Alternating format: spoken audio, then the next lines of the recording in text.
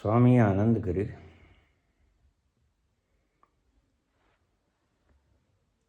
बाबा जी, आपने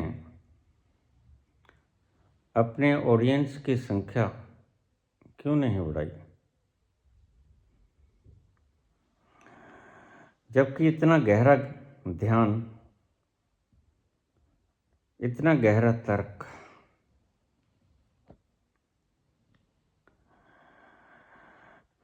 ऐसी आवाज़ और ऐसा गला, उसके बावजूद भी आपने अपनी ऑडियंस क्यों नहीं बढ़ाई? क्या था कारण?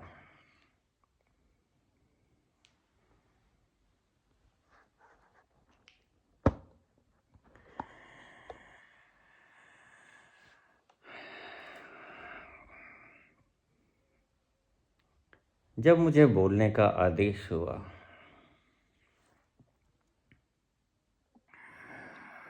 तो मुझे कुछ हिदायतें दी गईं। बाबा ने कहा कि हम खुद ही बुलवा लेंगे,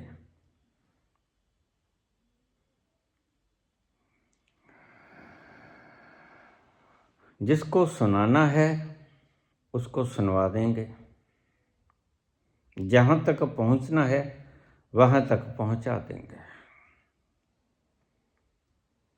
तुमने कोई अपनी तरफ से चेष्टा नहीं करनी।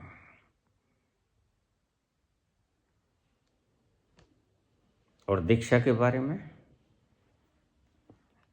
जिसे हम कहेंगे उसे दीक्षा देता हूँ।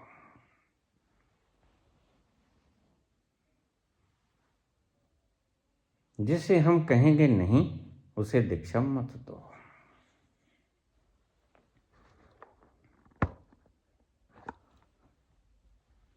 तुम्हें अपनी तरफ से कोई ऑडियंस को बढ़ाने की जरूरत नहीं है। हम ही करेंगे जो भी करेंगे।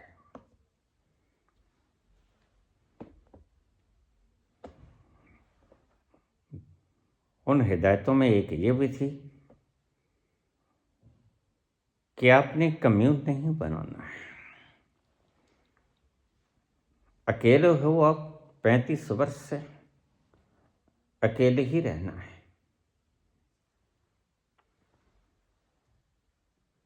इकट्ठा नहीं करना है। यहीं से बोलना है, यहीं से प्रसारित करने का हम इंतजाम कर देंगे। और आपने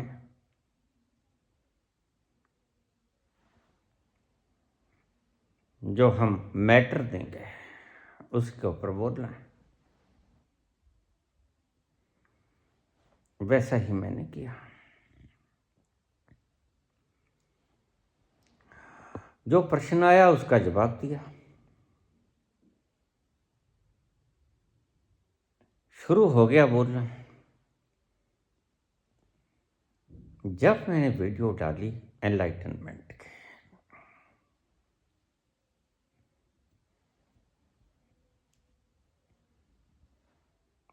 एनलाइटनमेंट की वीडियो के ऊपर मेरे पास बहुत से कमेंट आए। ऐसे ऐसे कमेंट आए, बाकमाल कमेंट आए। मैंने बाबा से कहा, बाबा ये तो सब पहुंचे हुए लोग हैं, इनके सामने बोलने की आवश्यकता क्या है? देखिए कमेंट, ऐसे कमेंट मुझे समझा रहे हैं यू आर इन हेलुसिनेशन, तुम्हें स्वप्न आ गया,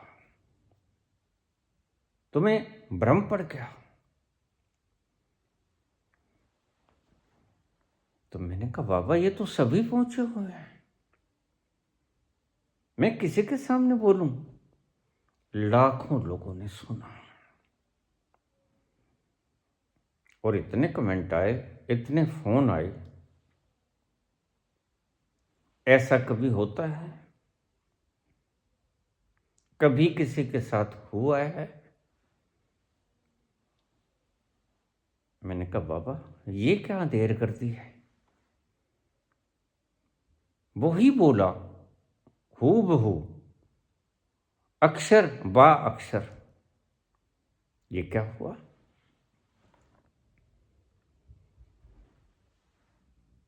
तो बाबा बोले आप अज्ञानियों के सामने बोलो। मैं इशारा समझ गया। जो पहुंच गए हैं उनके सामने बोलने की कोई आवश्यकता नहीं, बस उनका इशारा और मैं समझ गया। यहां जो मुझे समझा रहे हैं वो पहुंचे हुए हैं, और पहुंचे हुओं को मैं कैसे पहुंचा सकता हूं? जो पहले ही से पहुंचे हुए हैं उनको मैं क्या बताऊंगा व्हाट इज एनलाइटनमेंट? और उसके बाद तो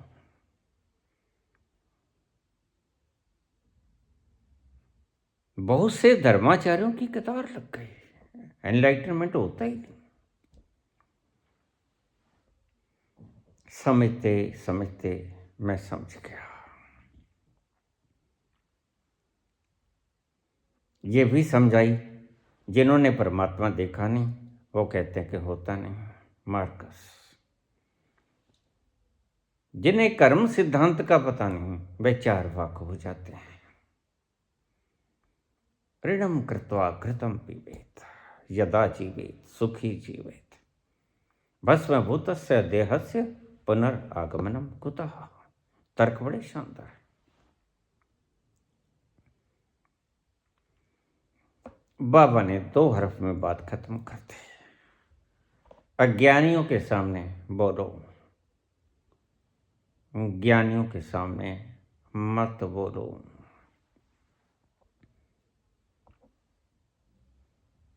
उनके 2 अक्षर और मैं सब समझ गया। ये कमेंट करने वाले मुझे क्या मालूम था, मुझसे पहले पहुंचे हुए।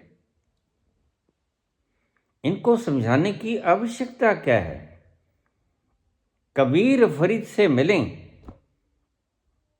कबीर फरीद से क्या बोले और फरीद कबीर से क्या बोले?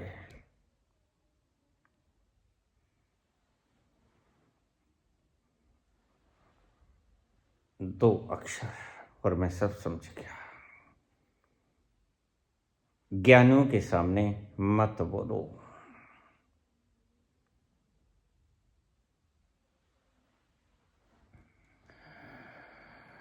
अज्ञानियों के सामने बोलो। जो सुनना चाहता है उसके समक्ष बोलो। फिर दौर शुरू हुआ।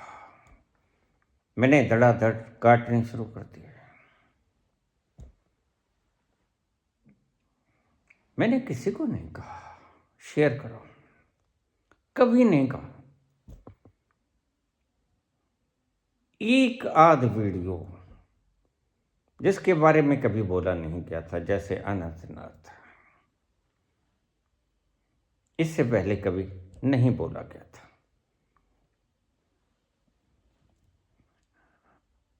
ढाई हजार वीडियोस में से मैंने नहीं कहा शेयर करो, नहीं कहा लाइक करो। अच्छी लगे लाइक कर देते लोग, नहीं अच्छी कर लगे मुझे गाली निकाल देते। लोगों ने माँ बहन की गालियां निकाली। क्या बताऊं तुमसे?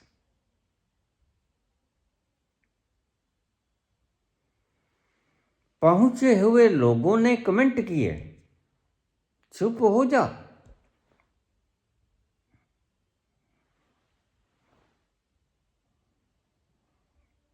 कायरों ने डराया,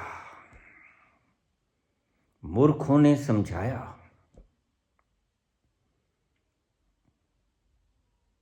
लेकिन मैं हुक्म से परे नहीं हुआ, बोलता चला गया।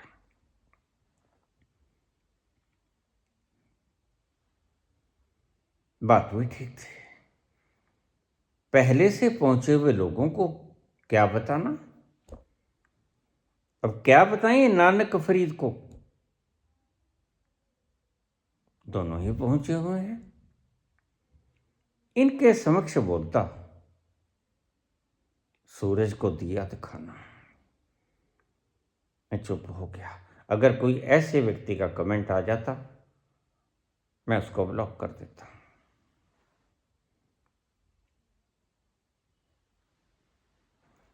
जितने लोग आए, जरा सा कमेंट में गड़बड़ाया, मैंने ब्लॉक कर दिया। प्यास लगी है, पानी पी लो।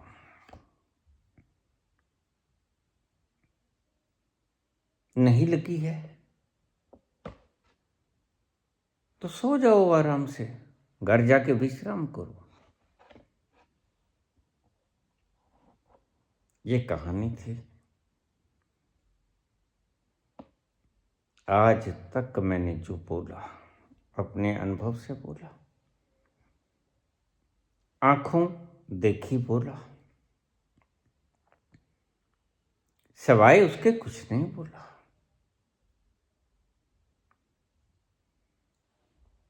और लोगों के बड़े कमेंट आए, दूसरे ग्रहों को देखते हो, astral travelling, how it is possible.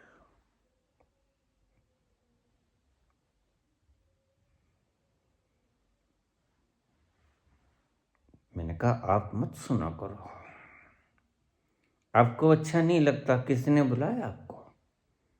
मैंने पीले चावल भेजे थे, क्यों सुन रहे हो? और देखिए, अगर प्यास नहीं जगी, आपने कभी देखा किसी के घर आप मेहमान बन के गए, दूसरे घर में मेहमान बन के गए, तीसरे में गए, सभी जगह पानी तो परोसा जाता है, आप कह देते हो नहीं पानी नहीं, पी के आए। चाय भी नहीं, पी के आए। पहले से ही तृप्त हो, पेट भरे हैं, तो लंगर में पंगत में बैठाने का अभिप्राय भी क्या है और प्रयोजन भी क्या है? ये कर्म था। कुछ साधनों की भी कमी थी, और कुछ बाबा ने कह दिया था, नहीं कोई एड वगैरह नहीं लगाना है, जिसे भेजना है हम भेज देंगे, जिसको सुनाना है हम सुना देंगे, चिंता नहीं लेना तुमने, तुमने सिर्फ बोलना, और बोलना हम बुलवाएंगे। और आज तक बाबा बुलाए, हम बोले। कैसे कैसे प्रश्न लोगों ने किया है। हमने कोई शास्त्र नहीं पढ़ा, हमने कोई गीता, कुरान, पुराण, बाइबल, ग्रंथ कुछ नहीं पढ़ा। प्रश्न आता, देखते और खुद ही बुलवा लेता। आज भी ऐसा है।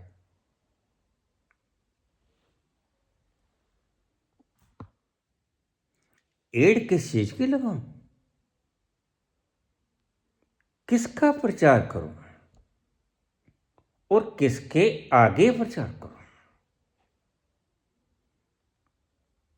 जिनके पेट भरे हैं, जिन्हें प्यास नहीं लगी, उन्हें कहूं पंगत में बैठ जाओ। जिनको प्यास नहीं लगी, लूओं से तप्त, जिनका शरीर त्राही त्राही पानी पानी नहीं करता, उन्हें पानी ठूंस दूं मुंह में। भूख नहीं लगी, बैठा दूं जबरदस्ती के खाओ? नहीं, ऐसा कुछ नहीं होगा। ना ही कुछ ऐसा सब्जेक्ट मैंने बोला जो व्यर्थ था। जो देखा वही बोला, जैसा खुद के अनुभव में आया वैसा बोला, उससे अतिरिक्त कुछ नहीं बोला। बोलना चाहिए भी नहीं। जो जानते नहीं उसको बोलने का हर्जा क्या है? जो जानते नहीं वो क्यों बोलो?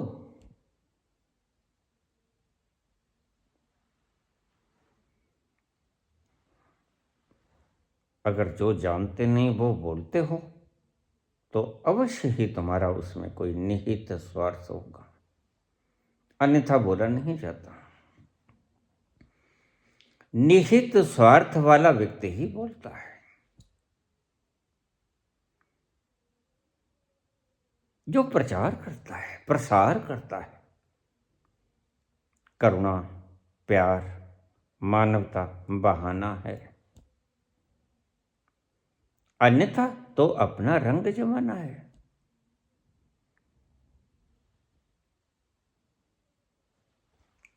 ऐसा कुछ ना अंतस में कभी आया, ना ही मैंने किया।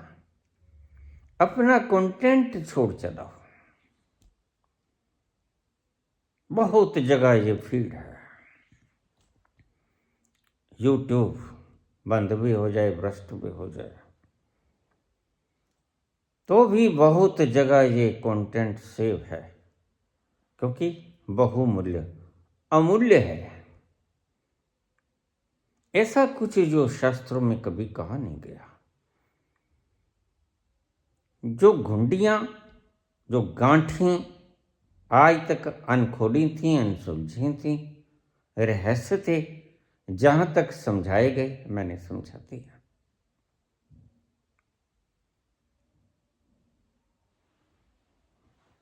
तो आपने कहा ऑडियंस क्यों नहीं बढ़ाई? काहे? जब किसी प्रकार का कोई प्रयोजन नहीं, कोई लोभ नहीं, कुछ लेना देना नहीं,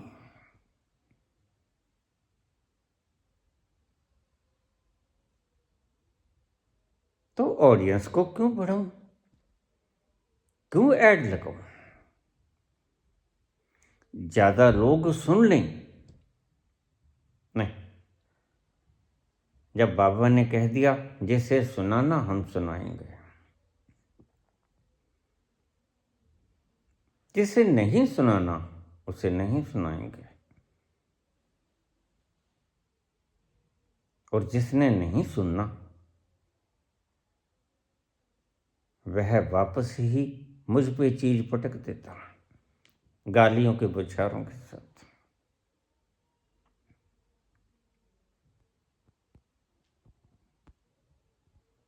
फिर ऐसी अवस्था में ऑडियंस को बढ़ाने का अभिप्राय भी क्या है? नहीं, आपने प्रश्न किसी और बात को समझ के या आज के तथा कथित बोलने वालों को देख के पूछ लिया होगा। कितनी कितनी एड्स लगती हैं, कितने कितने लोग बैठे होते हैं। मेरे एडिट करने वाले लोग सेवक हैं, और जब मैंने बोलना शुरू किया मेरे पास न फोन था, न ट्राइपॉड था, कुछ नहीं था। सभी आप जैसे लोगों ने मुहैया कराया। न मेरी आवाज थी, न मेरा कंटेंट था, न मैं कुछ जानता था, न मैं बोलता था। बुलवाने वाला बुलवा लेता था। उस बृहद शक्ति ने इस यंत्र का यंत्र की तरह इस्तेमाल किया, और मुझे हर्जा भी क्या था, क्योंकि जिसका मैं, मेरा कब का खत्म हो गया हो। वह दावा भी क्या करे, क्यों करे?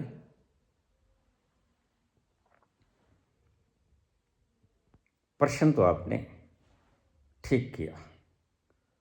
संसार के हिसाब से, आज के संसार के हिसाब से ठीक किया, लेकिन शायद जवाब तुम्हारे अनुकूल न मिला हो। तुम भी चाहते हो कि यह अमूल्य ज्ञान लोगों के पास पहुंचे।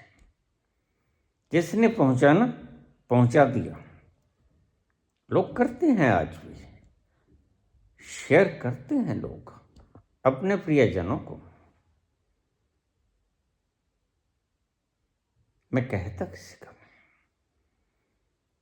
जिसने सुन लिया सुन लिया, नहीं सुना नहीं सुना, मेरी कोई सिरदर्दी नहीं इसमें। इसलिए प्रश्न तुम्हारा ठीक, आज की दुनिया के हिसाब से ठीक, मेरे हिसाब से ठीक नहीं। मैं जिस कारण से बोला उसी कारण से बोला।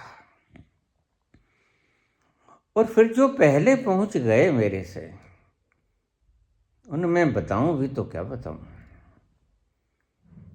आज भी लोग आ जाते हैं कोई कोई बीच में से, हालांकि लोग जान गए, अब नहीं आते हैं, विवाद नहीं करते हैं। बस विवाद करने से अच्छा मैं कहता हूं तुम मत सुनो। इससे ज्यादा स्पष्ट और साफ बात क्या होगी? अब सुनते ही क्यों हो? कहते हैं मेरी भावनाओं को ठेस पहुंचाई बाबा आपने। मैंने कहा आपने सुना ही क्यों, जिससे आपकी भावनाओं को ठेस पहुंची? मैंने आपके कान के लगा दिया था क्या? आपकी भावनाओं को ठेस आपके सुनने के कारण पहुंची। मैंने आपको नहीं सुनाया, आपको नहीं सुनना चाहिए था, तो मैं कैसे जिम्मेदार हुआ? मेरी कोई जिम्मेवारी नहीं, ये था कारण।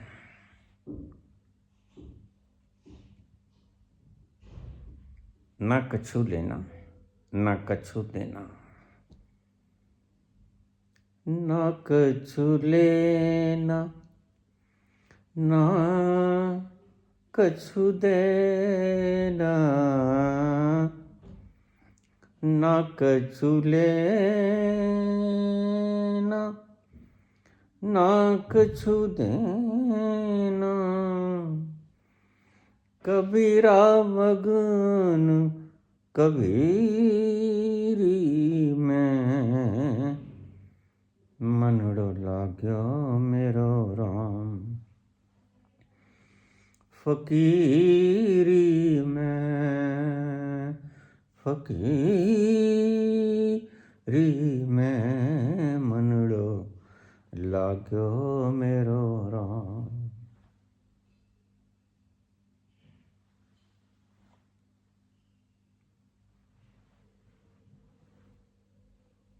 एक कारण था, कुछ लिमिटेड लोग जिन्होंने सुना, कुछ हजार, वो आज भी सुन रहे हैं। जिनको लत लग गई, ये लत आज भी एडिक्शन है, जिसको उसने सुनवाना चाहा। सो जानहु जिस देहु जनाई, जो पहले से ही जाने हुए हैं उनको मैं कहीं जनाऊंगा।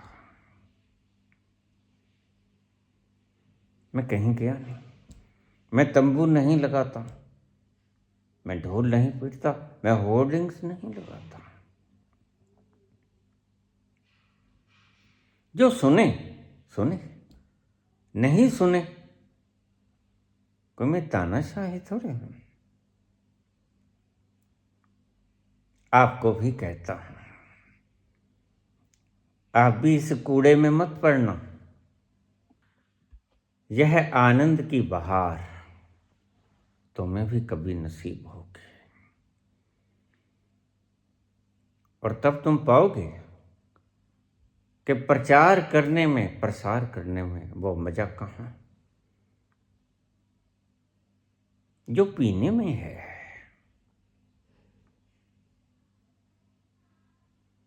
पीने का मजा निराला है। जो पी लेता है वो इधर उधर नहीं डोलता। हंसा पायो ताल तलैया, हंसा पायो ताल तलैया, हंसा पायो ताल तलैया।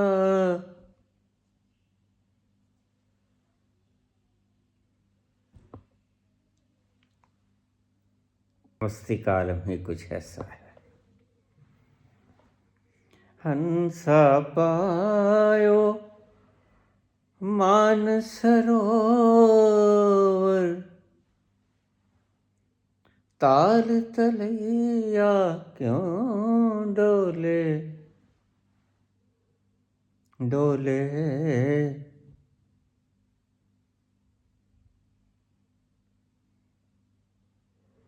काहे डोलेगा जब मान सरोवर के बीच में नहाने की जगह मिल गई। सरोवर, तालाब क्यों डोलेगा। मूर्ख होगा अगर ताल तलैया में डोलेगा।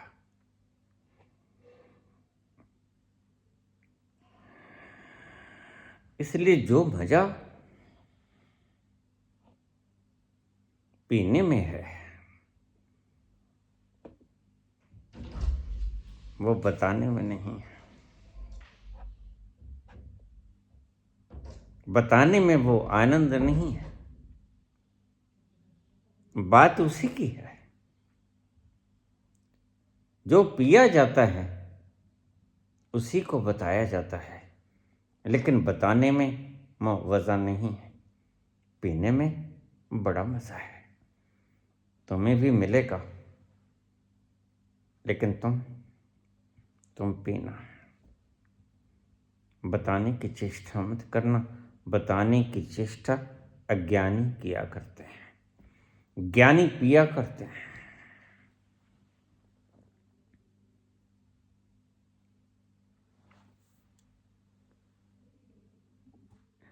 इंसानों को बताने का लाभ है, भगवानों को बताने का कोई लाभ नहीं। तुम बोलना तो इंसानों के सामने बोलना, भगवानों के सामने नहीं। जो भगवान जैसा रसूख करे वहां हाथ जोड़ लेना, पांव छू लेना। मैं ऐसा ही किया करता था। जो कहता बाबा आओ शास्त्रार्थ करें, मैं पांव चूम लेता। काहे शास्त्रार्थ करना, किसके बारे में शास्त्रार्थ करना। उसके बारे में धरती जितने एस्ट्रॉइड्स उसके अस्तित्व में आवारा घूम रहे हैं, जिसका तुम एक कण मात्र भी नहीं बना सकते। उसके बारे में बहस करोगे? नहीं, ऐसी मूर्खता मत करना, ऐसी मूर्खता मत करना। बड़ा प्यारा है वो, बड़ा मीठा है वो, बड़ा आनंददायी है वो। कोई बखान नहीं। धन्यवाद।